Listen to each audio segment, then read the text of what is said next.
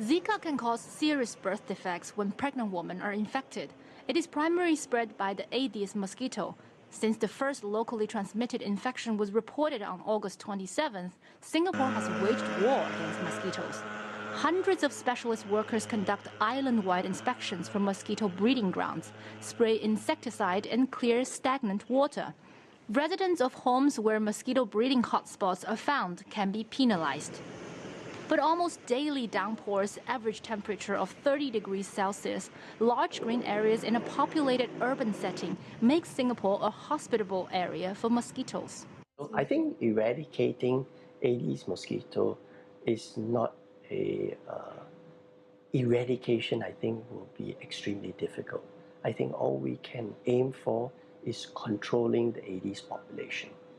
And unfortunately, it has been very efficient and efficient in an urban setting, in terms of its breeding.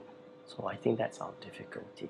And it does breed and replicate faster in a tropical climate.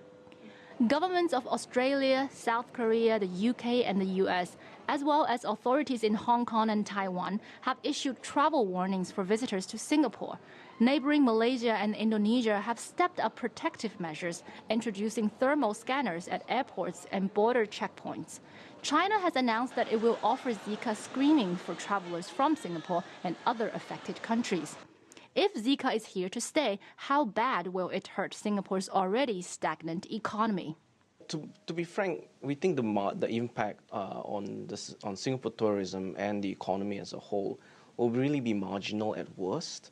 One of the more important points that one has to consider with Zika virus is that it's not actually a very infectious or a particularly lethal disease. So we don't actually expect a lot of tourists to back out of their plans to visit Singapore. And so far, the information that we've seen from hotels and tourism groups has suggested that this is the case. The upcoming Singapore Grand Prix, scheduled just a week from now, will be the key event to watch for any effect on the travel industry here.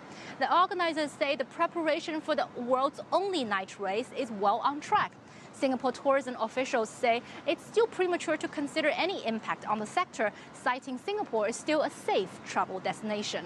Miro, CCTV, Singapore.